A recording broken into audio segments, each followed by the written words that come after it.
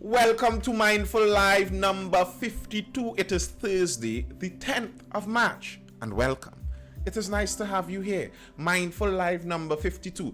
The 10th of March is a significant day because 1 year ago, I started recording the contemplations that actually ultimately led even to this Mindful Live at this moment. It's nice to be here, and I'm glad I'm doing it too, and I'm glad you're here watching me do it. So, make sure to hit that like button if you are over on any one of the lives. If you are over on TikTok, if you are over on Instagram, hit that screen, double tap that screen, hit that like button. If you are over on YouTube, if you're taking in this video on the re-up when it isn't live anymore, over on YouTube, make sure to hit that like button. And as usual, the usual reminder, if you miss anything in this live, you can go over to YouTube, Nathan Springer on YouTube, which is my YouTube channel, and you can catch these lives on replay whenever you so like. And we are currently at Mindful Live number 52, which does suggest, yes, the fact is there are 51 other Mindful Lives. So yes, there's a lot of content if you'd so like to take it in.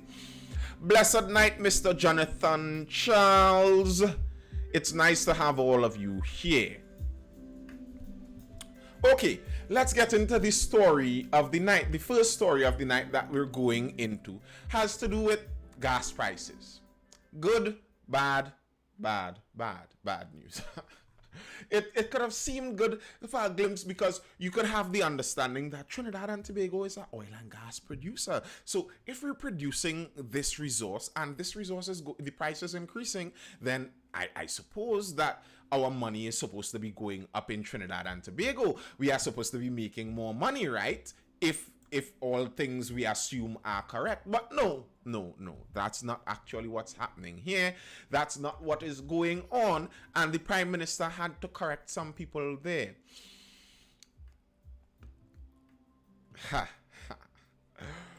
Okay, so PM warns of increasing fuel prices. Climbing international fuel prices in the face of U.S. sanctions against Russia can impact this country's fuel subsidy. Prime Minister Dr. Keith Rowley gave some details during Tuesday night's conversations with the Prime Minister and seemed to make a case for either the removal of the reduction of the fuel subsidy, or the reduction of the fuel subsidy.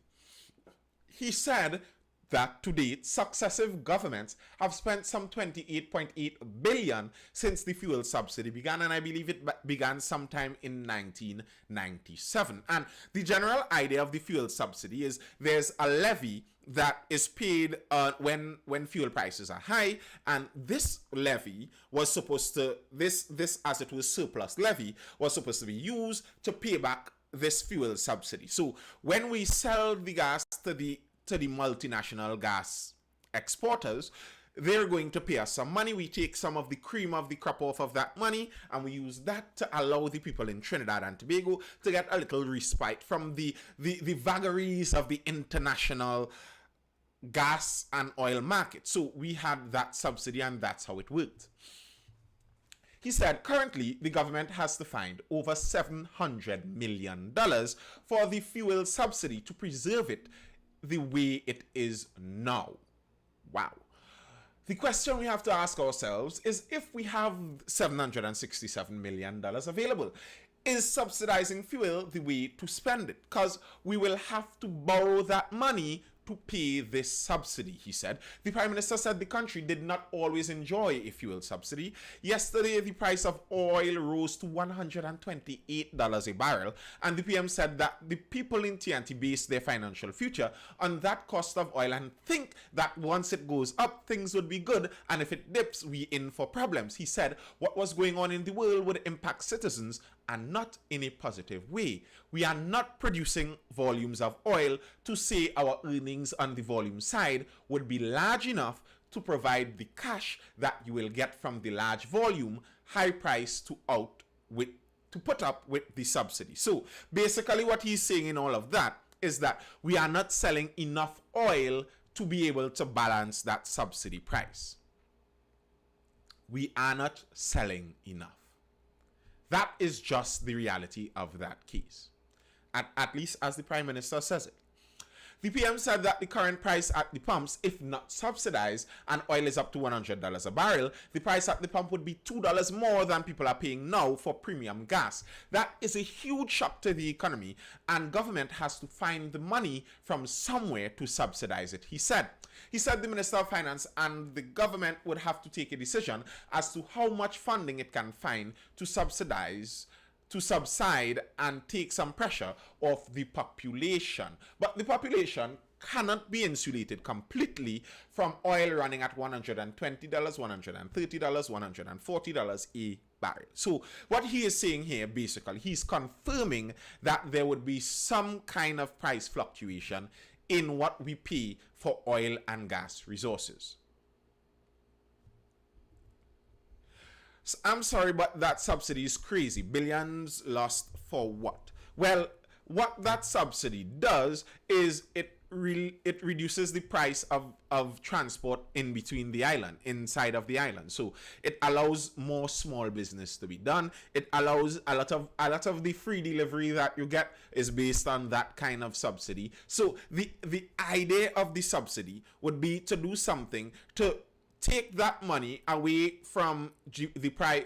Bear in mind, our government made a lot of money from the oil and gas. So the idea was that instead of sending the money that the country made into the coffers of the government, into the treasury, what we would do instead is send it back into the pocket of each individual. So everyone who owns a car, by the government giving them that subsidy, they are getting some money in their pocket, basically from our earnings in oil and gas. It's, as it were, our own reward for being in a country that sells this resource. And personally, here's my thing, personally, I might prefer that the bounty of our country is distributed to the citizenry than is given into the treasury, into the coffers for my regular thing I like to happen, put into the coffers for our government to spend $20 million paying rental money for other government ministers. I would rather that I pay cheaper money for fuel and I'm able to go visit my aunts on the other side of the country at any time I so desire, because of the price of fuel. And I would rather that than give that money to the government for them to spend it on some vanity project, or for them to spend it on a taste of carnival and give some contractor millions of dollars to build some boxing rings. So that's the thing. I understand now, though, that this subsidy is costing a lot of money to the government. And if the case is that right now, for them to pay this subsidy, it no longer is coming out of the frivolous budget of the government, but it is starting to cut into some more serious budgetary items. If it's starting to cut into some items like probably public education, and some people see that public education as being a really important thing for the government to be in control of, then I could understand looking at the subsidy. But to me, this, yes, you're saying it, yes, it's billions, not millions, I understand that, but whether it's billions, whether it's trillions, to me, the question is simple. Does it make sense for the government for us to give this money to the government for them to find a better way to spend it, or does it make more sense that we allow the citizenry to, as it were, de facto have more of this money in their pocket? However, it needs to be said, and it needs to be noted that the fact is the people that get the most benefit out of the subsidy would be the wealthier people. And that's for obvious reasons. And them getting the most benefit out of it, to me, is not automatically a reason to do away with it. Ria says, yes, the government always passing costs to citizens and not considering they should cut back. They still have unlimited exemption on vehicles every 2 years, still get housing and other allowances. I agree. I made several videos about that one. Seeing as so many of you haven't seen some of the earlier contemplations, you could feel free to go back there. There are several earlier videos on such things. Should the government, Emil Ford asks, should the government have set up a better mass transit system before removing subsidies? Well, they are looking into that actually, and they haven't removed all the subsidies quite yet. My argument on that topic, I said this before, that removal of the train railway system in this country was probably one of the worst decisions anyone has ever made since this country became an independent country. That removal of that train system, that would have saved a lot of this right now, I think. But yes, it's a question of where do they spend the money best. The rich provide services for the poor. And yes, as I was saying, the rich do get the most benefit out of this. So if I have a trucking company and I have 50 trucks that traverse the nation's roads up and down,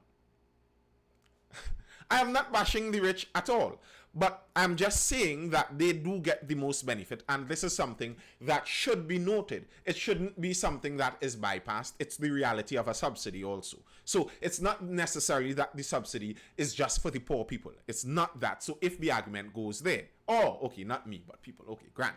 But yes, so if I have 50 trucks and they're using diesel, and diesel is one of the biggest subsidies right now, they're getting all up. My grandfather never forgave Dr. Williams for that. Listen, I can't be vexed with a dead man, but if I could be, I would be.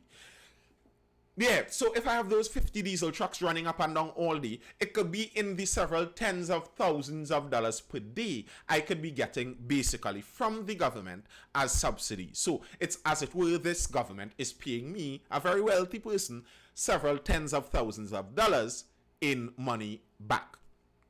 But as Roni was saying in the chat there, part of the reasoning there is that by doing that, you are giving more money into the free market for them to then use that same liquidity to spread around the market. So that's exactly the idea of the subsidy. So is it now that the government can pump that money into the society, and by them doing that, it actually works out better for each citizen? Or is it then that it would make more sense now that the government removes that subsidy and the government retains that money, and they have projects, they have policies that they would spend it better on? That's a good question that my answer some people may not agree with. In short, Rowley is saying, what I am saying is I do not see the height in oil price opening up huge possibilities in earnings, because the volumes at which we are producing oil now is not the same volume we were producing. He said that 2001 was the last year that the subsidy payout matched the cost and there was no shortfall. Since then, the government has had to cover the gap. Here's the thing. This, to me, is the problem in governing also. Passing the buck. If since 2001 this had already become unsustainable, this should have been a serious government item. Since then, the reality of this should have been something discussed with the population. Since then, that as we saw that difference between the levy and the subsidy change, because bear in mind, again, I'll say it again for those who didn't follow or those who just joined, the levy on the sale of gas and oil was meant to pay for this subsidy. So it wasn't supposed to, as it were, come out of the general budget of the country. So if what you're seeing is that the levy is decreasing and the subsidy is increasing, you're seeing that happening. If that is what you're seeing happening, then at the point where you saw them reach abreast, shouldn't that have been something that you came to the population with and told the population? But no, you see, it's better for governments. It's better for those governments. The governments back in 2001, they got voted in, they got whatever they had to do, done, and they are now gone. And now the buck now has to stop at this present government. And whatever their decision, no one is going to like it. And here's the reality. They may not have that much choice in the matter. Why the government have to change that? Because the government is paying the subsidy. That's why the government gets into that. Rowley said that by 2002, the subsidy fund was lower than the subsidy to be paid. The government then had to find 142 million to make up to pay that subsidy, and every year since then, that is what has been happening. The Prime Minister also gave some detail on the shortfalls and the subsidies over the years. In 2002, it was 142 million. The following year, it was 23 million. And then by 2004, it was $712 million.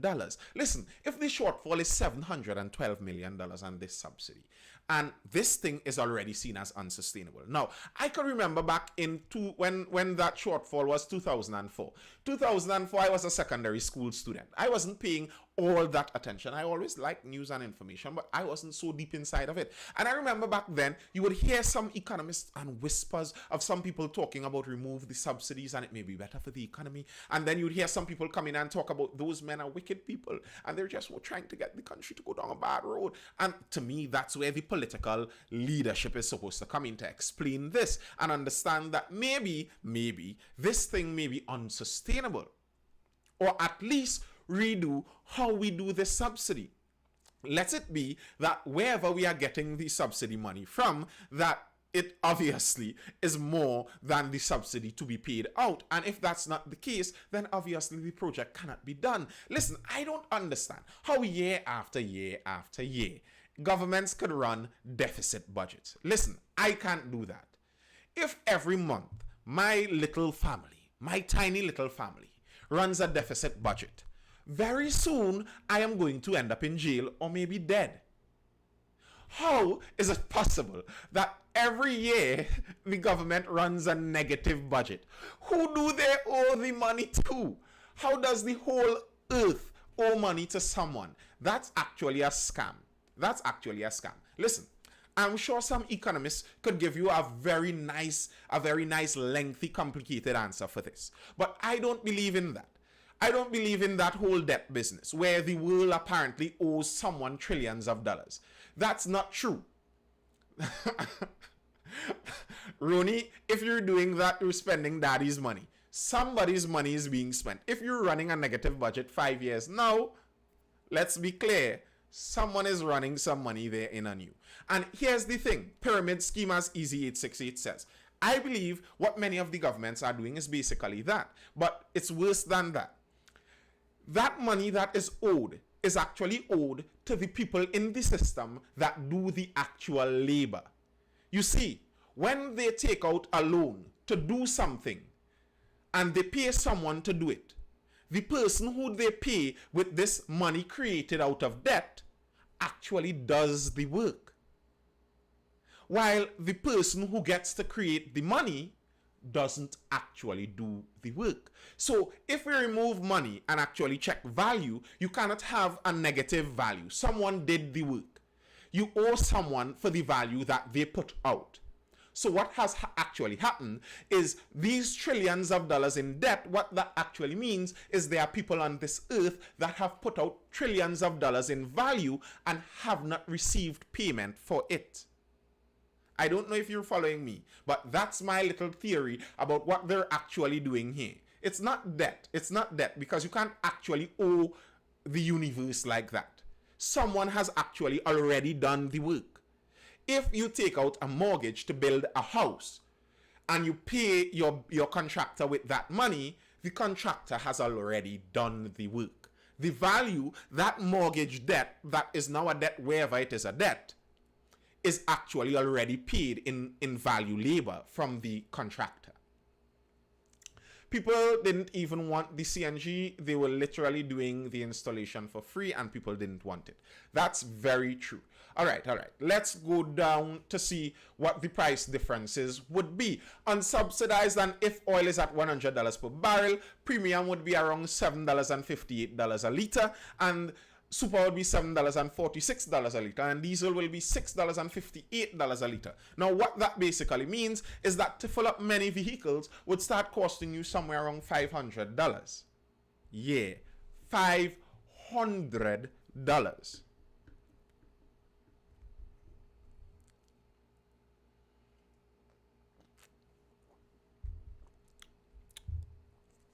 That's true, Dylan hates stuff. And that has to do with global advantage. And they're taking advantage of people with that kind of system. To me, the PM accepting defeat in 2015, he promised to bring back the country financially. But, listen, please send help point 123. I understand what you're saying. And yes, if the Prime Minister did promise that, it's on him to bring back the country according to his promise. But to be fair to the man, there were 2 years of a pandemic, and then there is a war in Eastern Europe where the majority of the world's wheat is made, where a very massive producer of oil and gas is currently behaving how many people wouldn't want them to behave. So it's not like the Prime Minister has a say in this. The Prime Minister couldn't have stopped the coronavirus any earlier. The Prime Minister cannot. The Prime Minister has no say in what Putin is doing over in Russia. The Prime Minister has no say in what Zelensky is doing over in Ukraine. But we still have to pay for what is happening as a result of it. So I understand the argument that what he is saying is going against some of the promises that he himself made, and I understand that totally. However, the situation isn't all in his control. And it's not just that our oil production was down. Our gas production has been falling too continually. And our gas production has been actually where we made a lot of our money. And since 2007, we've been seeing a continual drop. In 2008, it was 4 billion cubic feet. 2009, 4.2 billion. 2010, 4.3 billion. 2011, 4.1, 2012, 4.12, 2013, 4.1, 2014, 4, 2015, 3.8, 2016, 3.3, 2017, 3.3, 2019, 3.5, 2020, 3, 2021, 2.5, and 2022, it is expected to be 2.7 billion. So the metric tonnage is on a downward trend in gas. We are not seeing that increase in gas. So while the world is seeing the prices balloon, we are actually very likely going to be on the consumer side of feeling the pinch in this. It's actually part of the reason why Petrotrin had to close in the first place. Like some people, even in that situation, are speaking like, the Prime Minister was just being wicked to close Petrotrin. I have no doubt that there may be political considerations inside all of this, but the reality is that Petrotrin could no longer source their oil from the local market, and they had to be importing oil to refine, and that just wasn't making sense fiscally. So that's why that had to be closed down. Now, people are talking about the electric vehicles and what we're going to do about that, and the Prime Minister did bring that up. The Prime Minister brought that part up. He announced all public vehicles going electric. Government will move very soon to ensure that all public vehicles are electric. Prime Minister Dr. Keith Rowley announced on Tuesday. And some drivers who welcome the news have reminded government of the need for proper infrastructure for electric vehicles, so this will not fail as the bid for CNG fueled vehicles did. Now, my problem with CNG, the problem I had with CNG is CNG was old technology in the first place. The CNG that they were attempting to push was kind of outdated technology. That was since the 80s. If they really wanted to push CNG in Trinidad and Tobago, you had to start that from the 80s and push it as it came in with new technology and keep up to date with the technology. But to come now in 2021 and tell me that I have to take out 3/4 of my trunk space to put a barrel this big, take out 3/4 of my trunk space for that doesn't make sense. It doesn't seem up with the times, and I think that was part of the problem. Now, there were new CNG vehicles that were coming out that were much more streamlined and seemed much more up with the times, and I think they were catching on. One of my friends today, when I commented on the price that a full tank of diesel would cost if you were driving a 4x4 van, one of my friends told me that, it's no problem. They would pick me up in their CNG vehicle. I wouldn't have to worry about that. They would pick me up in their CNG vehicle, and they have a new CNG vehicle where it doesn't have that kind of ugly big tank business. It's much more streamlined. And I think if that's how the technology was moving from the beginning, you would have had much more people go over to that. But unfortunately, I think the time for CNG has passed, and now they're talking about electric. Yes, I do, J. Chris. Yes, I do. And some drivers who welcome, right. During his contribution, Rowley said the move towards CNG policy was more or less obsolete now. Basically the same thing I'm saying, as it was never fully accepted by the driving public. He said he'd instructed the energy minister on Tuesday to accelerate government's program to seek and obtain its new fleet of electric buses for TNT. So We have a fleet of electric buses planned very soon, apparently. And government will move very soon to ensure that all public vehicles, not just buses, are electric. Now, here's the thing. And he said also that they would be encouraging the driving public to go ahead with that electric thing. And a taxi association said they agreed, they found that it should be done, and glad for them. But here's the problem with electric. Manual, sir. Of course. What kind of question is that, J. Chris? Of course it's a manual. I'm offended. But yes, the problem with electric is that there aren't enough batteries in the world. There just are not enough batteries in the world. There are not enough batteries in the world. There aren't enough batteries to electrify all cars. The battery supply crunch. Electric vehicles still produce air pollution and greenhouse gases from their brakes, tires, the electricity that powers them, and the factories that build them, etc. That's the arguments against their environmental, like you're looking to them like the savior for environment. I don't think that's necessarily true. We'd get into some of that. Even if we can address or ignore these problems, there's a much larger stumbling block facing personal electric vehicles as a solution for climate change. In 2019, the world produced about 160 gigawatt hours of lithium-ion batteries. That's enough for a little more than 3 million standard range Tesla Model 3s. In 2019, the world produced enough batteries for 3 million Tesla Model 3s. 3 million.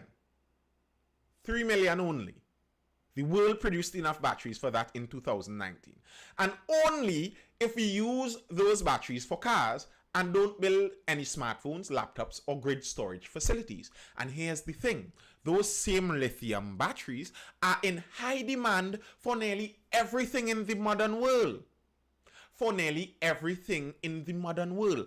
Phones, laptops, nearly every new device would have these batteries. If you want to get some solar panels and you have to get some batteries to store, because if you want to power your house by solar panel, you have to get batteries to store that electricity during the night time. Those batteries very likely are going to be those very same batteries. So we just do not have enough batteries to meet the demand for personal electric vehicles. That's not going to happen.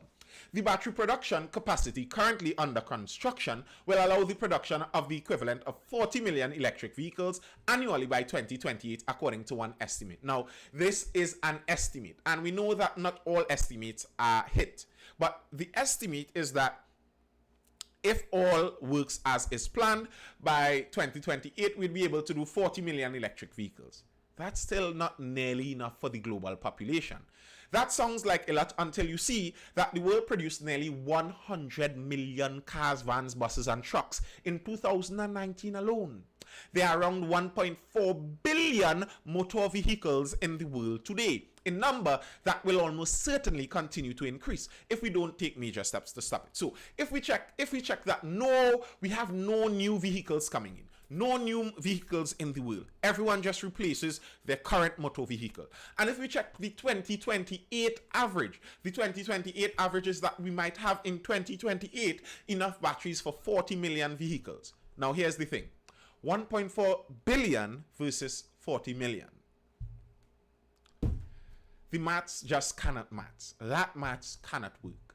It just cannot. It just cannot.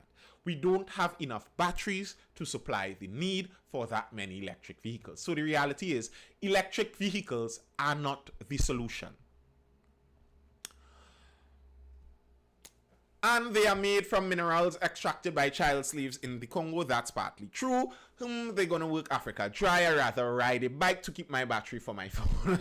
Tiantek, struggling with our current consumption, a sudden increase would be a disaster. We're safe once China continues to change their cars every 3 years. That's the problem. And I think of this whenever I see people so flippantly talk about, let's just all go over to electric.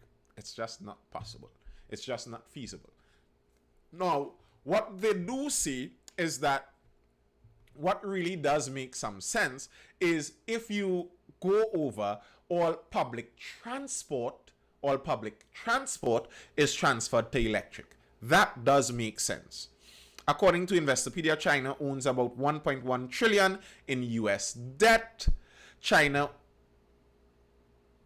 or a bit more than the amount Japan owns. Whether you're an American retiree or a Chinese bank, America debt is considered a sound investment. I see. All right. Where was I? Let me look to mine horse. Electric train needed? Maybe. But yes, public transport being electric makes a lot of sense. And now, if somebody didn't throw out our entire train system, a public transport, even if it was fueled by fossil fuels, would have been so much cheaper nonetheless. But unfortunately, Trinidad and our short-sightedness. Unfortunately. Now, several people obviously came out to criticize what the Prime Minister had to say, and we'll read through some of the criticisms, even though I am not sure how much merit all of these criticisms will hold. Ex-Energy Minister Rowley has put citizens on notice for increase at the pump.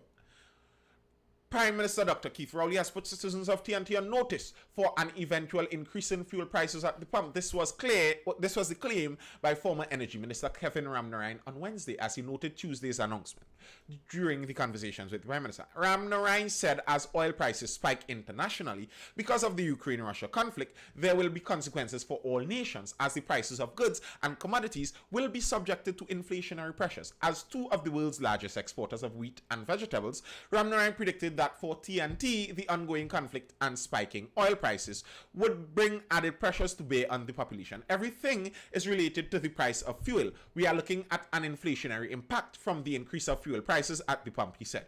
We could be facing inflationary pressures as we move towards the second quarter of 2022, as well as the remainder of the year. And what he's saying is correct. The fact of the matter is that an increase in fuel prices doesn't just affect the personal vehicle. It doesn't just affect you trying to go to the beach on a beach line. It affects everything, because transport is, as it were, the bloodline of this global system. We function on a global system. All the food we eat, nearly everything we eat, in every single meal, basically in every single meal that we eat, there is something that is transported from several hundred miles away. When last have you eaten a meal comprised, well, I know some of you are going to talk about eating fruits, but I'm talking about a general several course meal. When last have you eaten a meal comprised of everything within 1 mile of you? That's rare. Who has done that anytime recently? It's not a common thing. I knew Kyle was going to say today, Kyle, we know your garden is kicking well. I've done that too, just by the way. I have some provision there with some of my green peas. By the way, I have some nice green peas still frozen. That green peas, I have enough green peas to last me for the year. I am fine. And my cassava will be peeled and frozen. My cassava will last me for the year. I have peas and cassava to last. And I have my plantains coming up. I have my eddos coming up. So yes, I'll be fine. But yes, that's the fact of the matter. That is the fact of the matter. Very often, many people don't have that. And they eat things that are transported from several miles away. Candy, you're getting that. I didn't know. If I knew, I would have put some aside for you long time. You're getting that. But yes,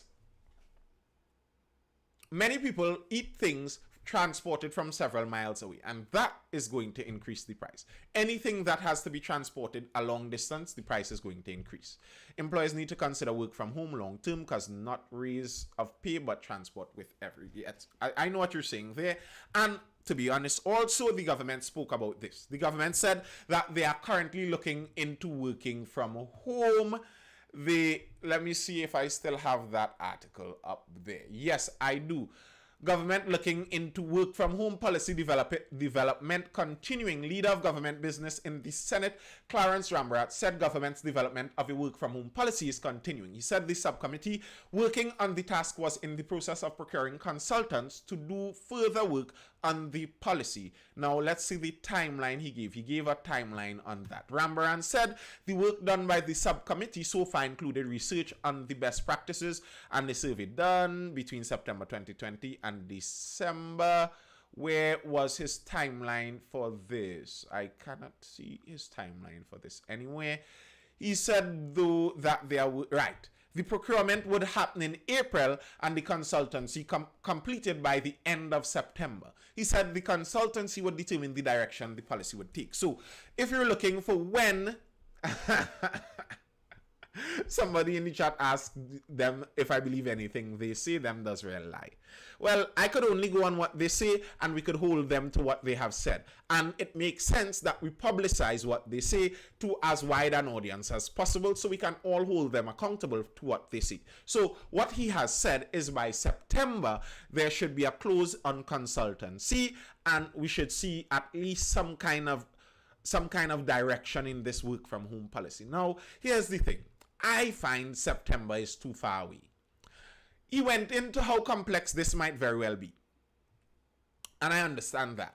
He went in that consideration includes the wide range of jobs and services the public service provides, as some may be more conducive to work from home, while others may have become obsolete. Reskilling and retooling workers, terms and conditions of employment, structures and conditions and procedures to facilitate work from home, parameters of existing legislative framework, responsibilities under OSHA legislation, office space requirements, configuration at home, the locus of financial responsibilities for setting up home offices, confidentiality concerns, performance management systems, equipment requirement, succession planning, the impact of reduced face-to-face interactions, particularly the psychological impact, change management to support people who are now working from home, internal and external sensitization and education, and value for money, transparency, and accountability. So yes, there is a long list of things that you need to consider in looking at work from home.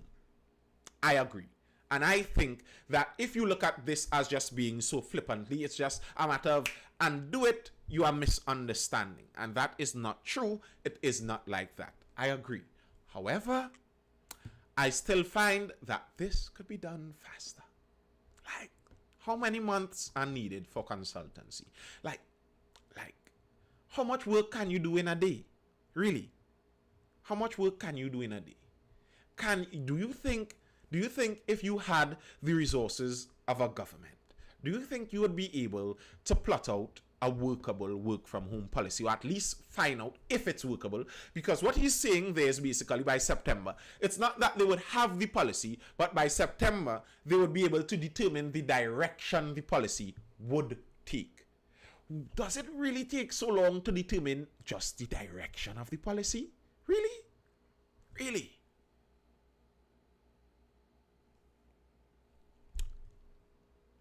I find that takes too long personally. Remember, it's the whole public service. I understand. It could be difficult logistically. I was reading, as I said that, I was reading a column today by, who is that? Paulo Kernahan, I believe his name is, veteran Trinidadian journalist. I remember listening to him on Morning Edition a while ago. But yes, and he was talking about that. How difficult it seems that any time it seems like Trinidad has anything to do where there's logistical difficulty, we almost always seem like we come up wanting. So this Paria incident, there obviously seemed to be some logistical difficulty that beat some people really badly. The rollout of the vaccination in the earlies, that beat people badly. The Venezuelan immigration crisis, the logistics in the earlies beat people badly. Like it seems like logistically we struggle to roll things out. Roll things out. But here's the part in this that I think some people aren't looking at. If you do a why am I so childish when I read? If you do a wow, and I can't help but laugh at it. A full evaluation of the public sector and how it would work in this work from home business. If you do that and you figure out the efficiency problems and you see that the reality is it is inefficient And when you are looking to restructure this in the work from home, here's the thing. If they get real consultants in there, there may be a high possibility that the consultant may recognize it is actually overstaffed. If a consultant comes in and recognizes, hold up, as it is, if a consultant comes in and recognizes, hold up, as it is, we can do this work from home and we can do it really efficiently and we would save money. But hey, some of you are really unnecessary in here. And listen, I am not a human resource consultant. I am not a human resource consultant. I would preface this with that. But I have gone into some public service buildings and some public service offices. And I remember going into some buildings and they're saying, well, we can't do that now. That's why we don't have the people in the staff. And someone happened to open a door and I saw inside a copy room going down there and there were about 6 people inside there just chilling, you know, in their Van Heusen fitted shirts and their Van Heusen fitted pants and just chilling in there laughing. That's all they do all day in many places. And go for lunch, walk about Port of Spain. And that's all they do. And listen, if you're getting some evaluation on efficiency in this job scheme, in the public sector, and you're telling people to work from home, you cannot have people doing that kind of public sector work from home. That's not going to work. And how are the unions going to take this? Of course, I am assuming, Richard Glubman, that's what I preface this with. I am not an HR consultant. I am assuming, though, looking at our public service with the eyes of someone that has common sense, my assumption, I won't use assumption, my presumption here is that the public service is indeed overstaffed. And if you are looking for an efficient work from home scheme, you very likely are going to have to let go of some of that public service. And it's not just in the general public service. I was seeing that, in fact, coming from WASA. WASA is speaking also about increasing their rates, just by the way. So it's not just the gas you're looking at, the prices have to go up. You're looking at the water rates too. Increased water rates coming. In 2 weeks' time, the Water and Sewage Authority will be presenting its justification for a rate increase to the Relegated Industries Commission. If approved, it would be the first increase in 28 years, Public Utilities Minister Marvin Gonzalez said on Tuesday night while speaking at the conversations with the Prime Minister. You cannot run a utility company where to extract and treat water, it is costing you over $2 billion to get water into people's homes, and your rates account for about $200 million and cannot even pay the salaries of the workers, he said. So, they have the same problem as the subsidies. And here's the thing. Again, back in the day when we were flying high on oil and gas money, I may have been okay with this. I would have been okay with the government using our oil and gas money to subsidize the water rates so that that money stays in citizens' pockets. I would have been okay with that. But again, as we are decreasing in that oil and gas money, they have to start to look at these things more seriously. And paying $2 billion to extract the product and then collecting $200 million is insane. That is just unsustainable. Unsustainable. Impossible. He said between 2010 and now, the government subsidy to WASA amounted to $23 billion. The minister said, however, that WASA could not ask the population to pay more until its levels of service were improved. And I agree with that. I agree with that. I fully agree with that. Because here's the reality. If we are paying WASA to pump water into our house to give us a pipe-borne water supply, then I shouldn't have to buy a pump to pump my own water into my pipes. I shouldn't have to buy 4 tanks to buffer me across when WASA decides that they're not going to send that water. And there are people out there who do not get a pipe-borne supply of water. And how could you justify that to them?